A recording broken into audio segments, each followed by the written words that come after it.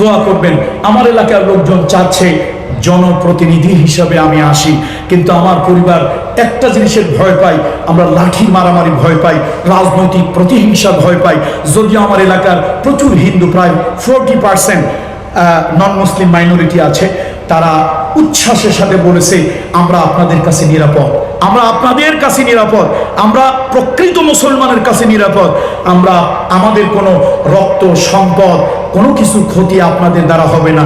এদেশে হিন্দু এবং অমুসলিমদের উপরে কাঁঠাল ভেঙে খেয়েছে বিশেষ একটা দুইটা রাজনৈতিক দল, নাম বললাম না, বুঝে নেবেন। অমুসলিমদের মাথায় কাঁঠাল ভেঙে বিশেষ রাজনৈতিক দলেরা খেয়েছে। এদেশের ধর্মীয় লোকদের দ্বারা, মুসলমানদের দ্বারা, আল্লাহওয়ালার দ্বারা, নবীর অনুসারীর দ্বারা কোনদিন কোন অমুসলিম ভাই নির্যাতিত অত্যাচারিত হয় নাই। তাদের দেবালয় উপাসনালয় কোনদিন আক্রান্ত হয় নাই। ভোটের জন্য, জোটের জন্য কিছু লোকেরা করে, আমরা তাদের পরিচয় জানি, ভাসুরের নাম জানি, তবে মুখে নেই না। আপনারা জানেন না? আল্লাহ তাআলা জাতিকে হেদায়েত দান করুন। আল্লাহুম্মা সাল্লি আলা মুহাম্মদ ওয়া আলা আলি মুহাম্মদ কামা সাল্লাইতা আলা ইব্রাহিম। আর সব সময় মনে রাখতে হবে, আমরা মুসলমান, সব ধর্মের মানুষের মানবিক অধিকার আমরা আদায় করি। বলুন আল্লাহু আকবার।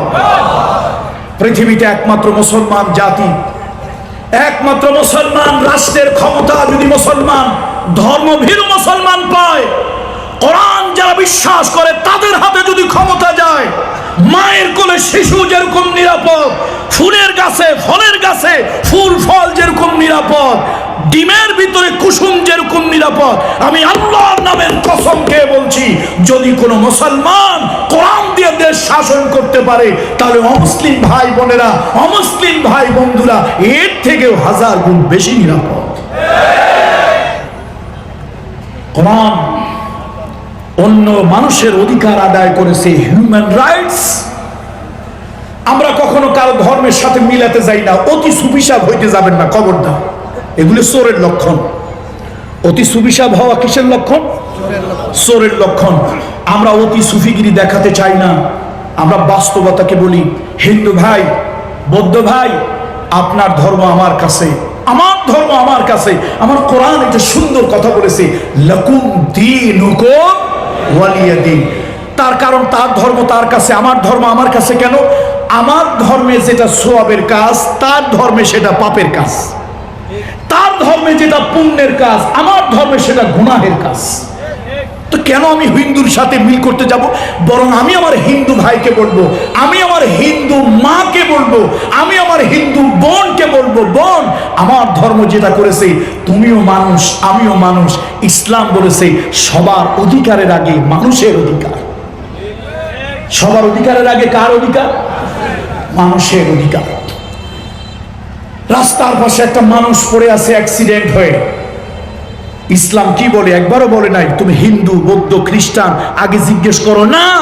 ওই লোকটা মানুষ পড়ে আছে, ইবনুস সাবিল, ইবনুস সাবিল, রাস্তার পাশে পড়ে আছে অসহায় মানুষ। তার গলায় যদি একটা পৈতাও লাগানো থাকে, তারপর আমি বলবো না যে সে হিন্দু, আমি বলবো সে একটা মানুষ।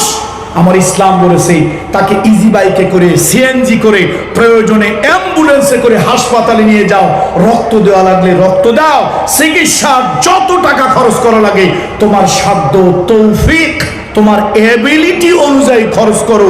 লোকটা যদি বেঁচে যায়, মুখে যদি হাসি ফোটে, এবার তুমি তাকে জিজ্ঞেস করো, ভাই আমি যে তোমাকে জীবন বাঁচতে সাহায্য করলাম, তুমি কি হিন্দু না মুসলমান, বৌদ্ধ না খ্রিস্টান? তার কারণ হলো এখানে ধর্মের বিচার নয়, এখানে মানবতা, মনুষ্যত্বের বিচার। এবং কোরআন বলেছে তুমি যদি একটা মানুষকে বাঁচতে সাহায্য করো, সে হিন্দু হোক, বৌদ্ধ হোক, আওয়ামী লীগ হোক, বিএনপি হোক, জাসদ হোক, জাতীয় পার্টি হোক, জামাত হোক, হেফাজত হোক, একটা মানুষ যদি তুমি বাঁচাতে পারো, ওয়ামান আহইয়াহা ফাকান্নামা আহইয়ান নাসা জামিআ। কোরআন বলেছে পৃথিবীর সব মানুষ বাঁচতে সাহায্য করলে যে সওয়াব তোমার হতো, ওই সওয়াব আল্লাহ তাআলা তোমার আমলনামায় লিখে দেবেন। কাজী নজরুল বলেছিল, হিন্দু নয় ওরা মুসলিম, হিন্দু নয় ওরা মুসলিম। ওই জিজ্ঞাসে কোন জন, কান্ডালি বলো ডুবিছে মানুষ, সন্তান ওর মা। একটা মানুষ যখন ডুবে মারা যায়, হিন্দু, বৌদ্ধ, খ্রিস্টান তার পরিচয় নয়, তার পরিচয় সে মানুষ। তাকে হাত ধরে উঠাও। আপনি বাসে যাচ্ছেন, আপনি একজন ইয়াং বাসে যাচ্ছেন, ভালো করে শোনেন, আপনি বাসে যাচ্ছেন, আপনার পাশে হাতে শাখা পড়া, কপালে সিঁদুর পড়া একজন মহিলা, আপনি বাসের সিটে বসে আছেন, ওই সিঁদুর পড়া শাখা পড়া মহিলাটা দাঁড়িয়ে আছে। ইসলাম কি বলে?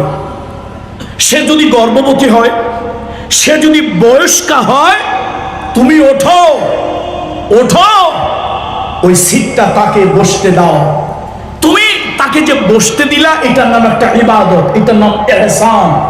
হাল জাযাউল ইহসান ইল্লাল ইহসান, ইন্নাল্লাহা ইউহিব্বুল মুহসিন। এই যে একজন হিন্দু মাকে, যদিও তার হাতে শাখা পড়া, কপালে তার সিঁদুর, বয়স্কা মা, তুমি দাঁড়িয়ে তাকে বসতে দিয়েছ। অথবা একজন বোন অল্প বয়স্কা গর্ভবতী নারী, তোমার মনে হলো হারে গর্ভবতী নারীটা আমার পাশে দাঁড়িয়ে আছে, তুমি উঠে সিটটা ছেড়ে দিয়ে তাকে বসতে দিলা। তুমি মুসলমান, সে হিন্দু হোক, ধর্মের পরিচয় নয়, পরিচয় হলো মনুষ্যত্ব আর মানবতা। আল্লাহ কোরআন, নবীর হাদিস বলল তুমি ইহসান করেছো। আল্লাহ কয় ইহসানের বদলা ইহসান দেই, তোকেও আমি ইহসান দেব। বলুন আল্লাহ। যা হোক, বলতেছিলাম ইসলামের কথা। তাম পৃথিবীর মানুষ চায় একটা, আল্লাহ চায় একটা, কারটা হবে? ফেরাউনের নাম শুনেন নাই? এই বেটা চেষ্টা করলো মুসা পয়গম্বর যেন না আসতে পারে দুনিয়ায়। আল্লাহ তাআলা মুসা আলাইহিস সালামকে দুনিয়ায় আনলেন। মুসা আলাইহিস সালামের মা অস্থির হয়ে গেলেন, এই মুসাকে যদি আমি লালন পালন করি তাহলে আমার জীবন চলে যাবে, গভর্নমেন্টের লোকজন আমার বাড়ি ঘর জ্বালায় পোড়ায় দেবে। মুসা আলাইহিস সালামের মা অস্থির হয়ে গেলেন, ভয় পাইলেন।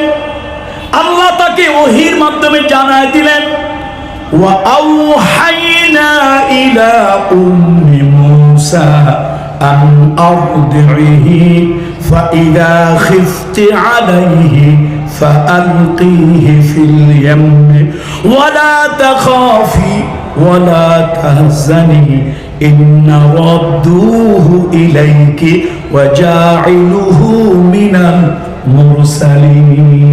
মুসা আলাইহিস মা গোপনে গোপনে মুসাকে জন্ম দিল। এবার পালতে ভয় পায়, না জানি মুসারে হত্যা করে। গভর্নমেন্টের লোকজন, তার সেরা চামুন্ডা সরকারি দলের লোকজন মানুষের বাড়ি ঘরে আগুন দেয়, জ্বালায় দেয়, পোড়ায় দেয়, মানুষগুলোকে জেলে নেয়, মামলা দেয়, হামলা দেয়, নানান ধরনের অত্যাচার করে। আল্লাহ কয়, ও মুসার মা, ভয় পাইও না, তুমি তাকে দুধ খাওয়াতে থাকো। যদি তুমি ভয় পাও, গভর্নমেন্টের লোকজন, সরকার দলের সেরা চামুন্ডা, সরকার দলের লোকজন, সরকারের বাহিনী তোমার বাড়িতে এসে তালাশ করবে। আন আরদিহি, তুমি তাকে দুধ খাওয়াও। ফাইদা খিফতি আলাইহি, যদি তুমি ভয় পাও, তাকে ফাআলকিহি ফিল ইয়াম্মি, তাকে দরিয়ার ভিতরে, নদীর ভিতরে, সমুদ্রের ভিতরে তারে ফেলে দাও। আমি আল্লাহ তাআলা ওয়াদা করতেছি, ইন্না রাদ্দুহু ইলাইকি, ও মুসার মা, ওই দরিয়ার ভিতরে মুসারে ফেলে দিও, সাগরে ফেলে দিও। আমি তোমার সাথে ওয়াদা করতেছি, ওই জায়গা থেকে তোমার কোলে আবার মুসাকে আমি ফিরায় দেব। তাম দুনিয়ার একটা গভর্নমেন্ট, এই যুবকেরা ঈমান বাড়ানোর জন্য শোনো, শুধু লাফাইও না, শুধু লাফাইও না, লাফাইয়া ফালাইয়া ইসলাম কায়েম হয়নি। ভালো করে শোনো, আরশের মালিকের সাথে সম্পর্ক রাখো, আরশের ফয়সালা হতে হবে। তোমরা ভাবছো ৩৬ জুলাই ৫ই আগস্ট তোমরা দেশটা স্বাধীন করে দিয়েছো। আমি আল্লাহর সাথে পাকের কসম করে বলি, আমরা ৪ তারিখ রাতে ৫ তারিখ সকালবেলাও ভাবি নাই যে দেশের রাস্তার পাশে একটা পাবলিক টয়লেট, গণ শৌচাগার, দুর্গন্ধযুক্ত ভাঙা একটা টয়লেট থেকে শুরু করে সেক্রেটারিয়েট, বঙ্গভবন, গণভবন পর্যন্ত সব জায়গায় তাদের দলের লোক ঢুকানো। রাস্তার পাশে ভাঙ্গা দুর্গন্ধযুক্ত পাবলিক টয়লেটটা থেকে শুরু করে সেক্রেটারিয়েট পর্যন্ত কোন জায়গা তাদের লোক নাই? সব জায়গায়। তোমার তো লবণ খাইতেও লাগে না, সেখানে 5 তারিখ পর্যন্ত আমরা কেউ ভাবি নাই কিছু একটা হবে, কিন্তু আল্লাহর আরশের ফয়সালা যখন হয়েছে সময় পেয়েছে মাত্র 45 মিনিট। সময় কতটুকু পাইছে? সামনে যারা ক্ষমতা আসার জন্য খুব লাফাচ্ছেন, আমি তাদেরকে বলি এহতেসাব করবেন, এহতেসাব করবেন, আরশের মালিকের সাথে সম্পর্ক রাখবেন, জমিনের মানুষের সাথে সম্পর্ক রাখবেন। আল্লাহ তার একটা প্রতিষ্ঠিত গভর্নমেন্টকে 45 মিনিটের ভিতরে উড়িয়ে দিয়েছে, আপনাকে উড়াতে আল্লাহ তাআলার 10 মিনিট সময় লাগবে। শুধু তাই নয়, রাষ্ট্রবিজ্ঞানের একজন প্রাক্তন ছাত্র হিসাবে আমি বলতেছি, আমি পৃথিবীতে যত গণ অভ্যুত্থান, যত রিভলিউশন, পাবলিক রিভলিউশন, যত ইতিহাস জানি, বিগত 1000 বছরের ভিতরে, বিগত 1000 বছরের ভিতরে পৃথিবীতে এরকম ঘটনা ঘটেনি। দেশের মন্ত্রী, প্রধানমন্ত্রী, মন্ত্রী পরিষদ, 300 পার্লামেন্টারিয়ান একসাথে ইঁদুরের গর্তে গিয়া জীবন বাঁচাতে পালিয়েছে। পৃথিবীর আর কোথাও এই ইতিহাস 1000 বছরের ভিতরে নাই।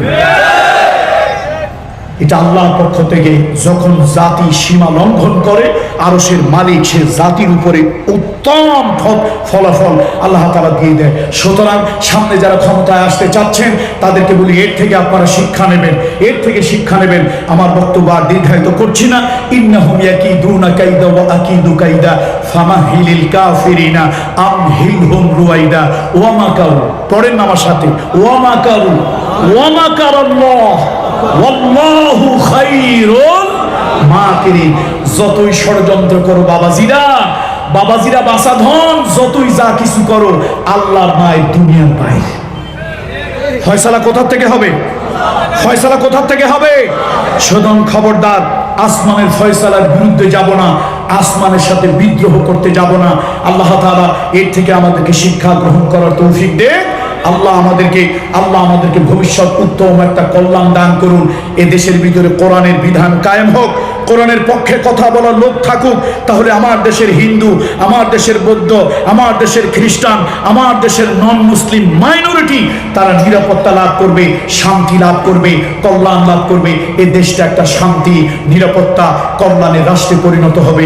দোয়া করবেন, দোয়া করবেন।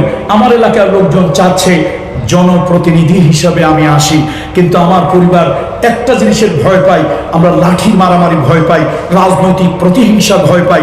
যদিও আমার এলাকার প্রচুর হিন্দু, প্রায় 40% নন মুসলিম মাইনরিটি আছে, তারা উচ্ছ্বাসের সাথে বলেছে আমরা আপনাদের কাছে নিরাপদ, আমরা আপনাদের কাছে নিরাপদ, আমরা প্রকৃত মুসলমানের কাছে নিরাপদ, আমরা আমাদের কোনো রক্ত সম্পদ কোনো কিছু ক্ষতি আপনাদের দ্বারা হবে না।